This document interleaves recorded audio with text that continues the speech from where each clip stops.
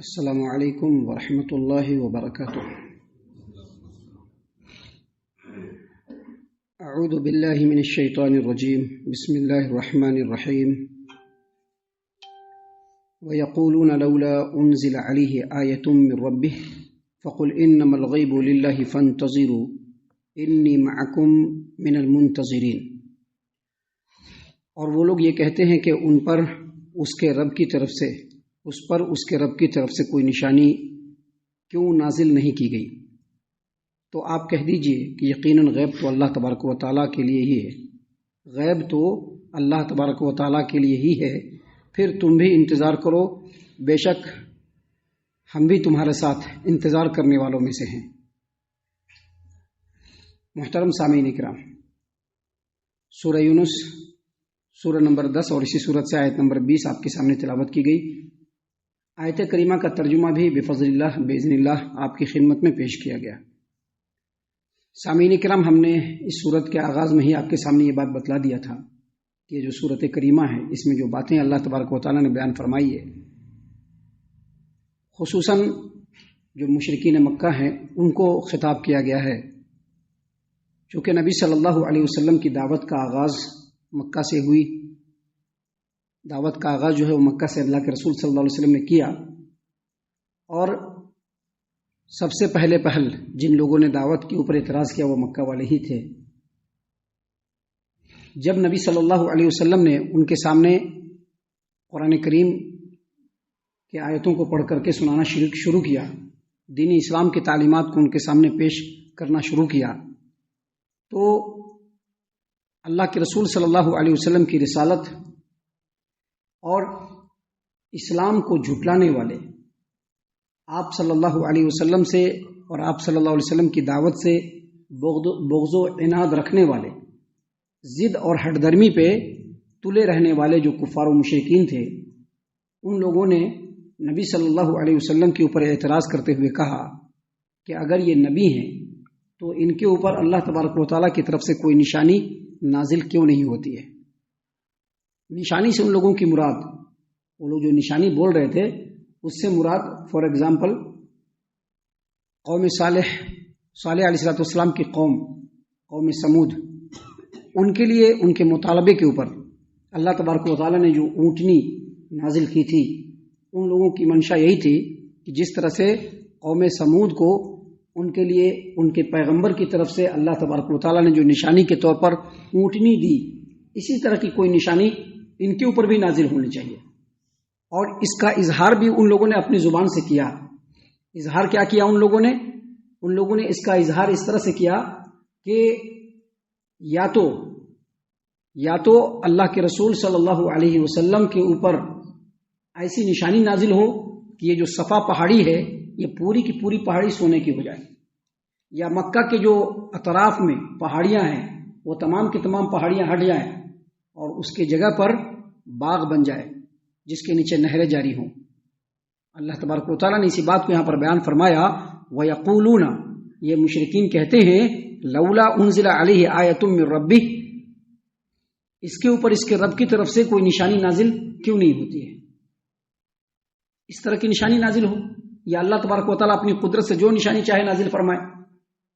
اللہ تبارک و تعالیٰ نے یہاں پر بھی فرمایا ہے اور دوسرے مقام پر بھی ایسے مطالبات کے جواب میں فرمایا ہے کہ اللہ تبارک و تعالیٰ تو ہر طرح کی نشانی پیش کرنے کے اوپر قادر ہے، جیسی نشانی اللہ تبارک و تعالیٰ چاہے پیش کر سکتا ہے، لیکن اللہ تبارک و تعالیٰ کے تمام اقوال، تمام افعال حکمت پر مبنی ہوتے ہیں، اس میں بہت بڑی حکمت ہوتی ہے۔ اللہ تبارک و تعالیٰ نے قرآن کریم کے اندر سورۃ الفرقان آیت نمبر 10 اور آیت نمبر 11 میں فرمایا کہ تبارک الذی ان شاء جعل لك خیرا من ذلک جنات تجری من تحتها الانہار ویجعل لك قصورا، بابرکت ہے وہ ذات گرامی اللہ تبارک و تعالی جو اگر چاہے تو اس سے بھی بہتر تم کو دے، چاہے تو ایسے باغ تم کو دے جس کے نیچے نہریں جاری ہوں، چاہے تو اللہ تبارک و تعالی آپ کے لیے بہت بڑا محل تیار کر کے رکھ دیں، لیکن یہ جو مطالبہ کر رہے ہیں کہ نشانی دکھلاؤ، یہ جو مطالبہ کر رہے ہیں یہ مطالبہ ایمان کے لیے نہیں ہے، حق کو پہچاننے کے لیے نہیں ہے، بلکہ دشمنی کے لیے ہے، عناد کے لیے، ہٹ دھرمی کے لیے، کہ چلو ایک اور مطالبہ کرتے ہیں۔ کیونکہ ماننا واننا تو ہے نہیں، بس مطالبہ کرتے ہیں. تو اللہ تبارک و تعالیٰ نے فرمایا کہ اگر اللہ چاہے تو دے دے، بل کذبوا بالساعہ، لیکن یہ لوگ تو آخرت کو ہی جھٹلا رہے ہیں. اور جو لوگ آخرت کو جھٹلانے والے ہیں، اللہ تبارک و تعالیٰ ان کے لیے بھڑکتے ہوئے جہنم کے آگ کو تیار کر کے رکھا. دیکھیے، جواب کا مطلب یہ ہے، اس جواب کا مطلب یہ ہے کہ اللہ تبارک و تعالیٰ نے یہ فرما دیا ہے کہ اللہ تبارک و تعالیٰ کی یہ سنت ہے کہ اگر کوئی قوم اپنے نبی سے معجزہ کا مطالبہ کرتا ہے کہ ہم لوگوں کو معجزہ دکھلایا جائے تاکہ ہم ایمان لے آئے، اور اگر اللہ تبارک و تعالیٰ معجزہ دکھلا دیتا ہے اور معجزہ کو دیکھ لینے کے بعد بھی وہ قوم اگر ایمان نہیں لائے، تو اللہ تبارک و تعالیٰ پھر بہت جلد اس قوم کو اپنے عذاب کے چپیٹے میں لے لیتا ہے. اللہ کے رسول صلی اللہ علیہ وسلم بڑے حلیم، بڑے بردبار، قوم کے لوگوں کو، امت کے لوگوں کا بڑا درد تھا ان کے دل میں. نبی صلی اللہ علیہ وسلم کے سامنے اللہ تبارک و تعالیٰ نے پرپوزل دیا. آپ صلی اللہ علیہ وسلم کو اختیار دیا کہ 2 باتوں میں سے ایک کا آپ کو اختیار ہے. آپ اگر چاہیے، آپ اگر چاہیں تو آپ کے قوم کو ہم معجزہ دے دیتے ہیں، ہم آپ کی قوم کو معجزہ دے دیتے ہیں، کوئی بہت بڑا معجزہ دکھلا دیں گے. لیکن معجزہ کو دیکھ لینے کے بعد اگر قوم کے لوگ ایمان نہیں لائے تو آپ کے قوم کے لوگوں کو بہت جلد عذاب کی گرفت میں لے لیا جائے گا. یا نہیں تو آپ کو اس بات کا بھی اختیار ہے کہ ہم آپ کے قوم کے لوگوں کو مہلت دیتے ہیں، کوئی معجزہ نہیں دکھلائیں گے، ہونا تو بعد میں یہ لوگ ایمان لے آئیں گے. نبی صلی اللہ علیہ وسلم نے کہا کہ ہمارے قوم کے لوگوں کو مہلت دیا جائے، ہمارے قوم کے لوگوں کو معجزہ کی کوئی ضرورت نہیں. نبی صلی اللہ علیہ وسلم یہ حلم و بردباری کرتے ہوئے، اپنے قوم کے درد کو دل میں رکھتے ہوئے، اللہ کے رسول صلی اللہ علیہ وسلم نے اس بات کا اختیار دیا اللہ تبارک و تعالیٰ کو.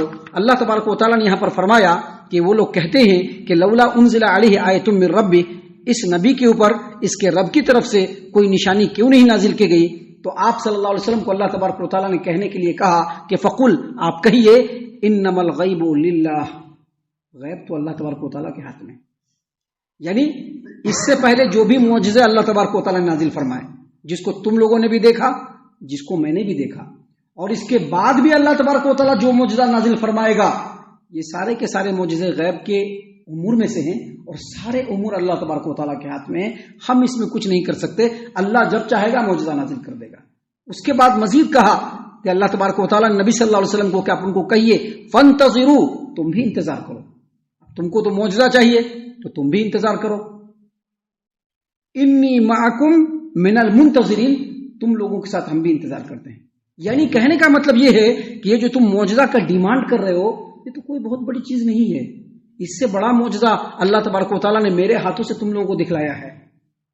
صحیح البخاری کتاب التفسیر باب وانشق القمر، حدیث نمبر 4864 4864 نمبر کی روایت. نبی صلی اللہ علیہ وسلم سے مشرکین مکہ نے مطالبہ کیا کہ جو چاند ہے، چاند کو آپ 2 ٹکڑے کر سکتے ہیں؟ اللہ کے رسول صلی اللہ علیہ وسلم نے ایک اشارہ کیا، چاند کے 2 ٹکڑے ہو گئے، ایک ٹکڑا ہیرا پہاڑی کے پیچھے کی طرف، دوسرا ٹکڑا ہیرا پہاڑی کے دوسری طرف. تو اللہ تبارک و تعالیٰ نے تو اس سے بڑا معجزہ دکھلایا ہے، اور معجزہ تو اللہ تبارک و تعالیٰ کا جب تک نبی صلی اللہ علیہ وسلم رہے لوگ دیکھتے رہے. کفار و مشرکین نے پوری کوشش کی، ایک ہی چوٹی کا زور لگا دیا، پھر بھی سربلند کون رہے؟ مسلمان رہے. ہر جنگ کے اندر اللہ تبارک و تعالیٰ نے مسلمانوں کی مدد فرمائی، سارے معجزے دیکھے. نبی صلی اللہ علیہ وسلم کے وفات کا وقت ہونے تک پورے جزیرت العرب میں اسلام پھیل گیا. یہ سب اللہ تبارک و تعالیٰ کا معجزہ تھا. جو اس کو دیکھ کر کے ایمان نہیں لائے گا تو پھر اللہ تبارک و تعالیٰ کے حکموں کا انتظار کرو. اللہ تبارک و تعالیٰ نے انہی باتوں کو یہاں پر بیان فرمایا ہے. ہم اللہ سے دعا کرتے ہیں کہ اللہ تبارک و تعالیٰ ہم تمام کو ایمان اور توحید کے اوپر ثابت قدمی عطا فرمائے. اللہ تعالیٰ ان تمام باتوں کے اوپر ہم تمام کو غور و فکر اور تدبر کرنے کے ساتھ ساتھ ان باتوں کے اوپر عمل کرنے کی بھی توفیق عنایت فرمائے. آمین. اللہ تعالیٰ ہم تمام کو صحیح معنوں میں پکا سچا مومن مسلمان بنائے. اللہ اور اس کے رسول صلی اللہ علیہ وسلم کی اطاعت و فرما برداری کرنے والا بنائے. صحابہ کرام رضی اللہ عنہم کے طریقے پر چلنے والا بنائے. جنت الفردوس میں جگہ عطا فرمائے. اے اللہ ہم تمام کو جہنم سے پناہ دے. اے رب العالمین ہم تمام کو جہنم سے پناہ دے. اے مالک الملک ہم تمام کو جہنم سے پناہ دے. آمین یا رب العالمین. وما علینا الا البلاغ المبین. تبارك الذي نزل الفرقان على عبده ليكون للعالمين نذيرا.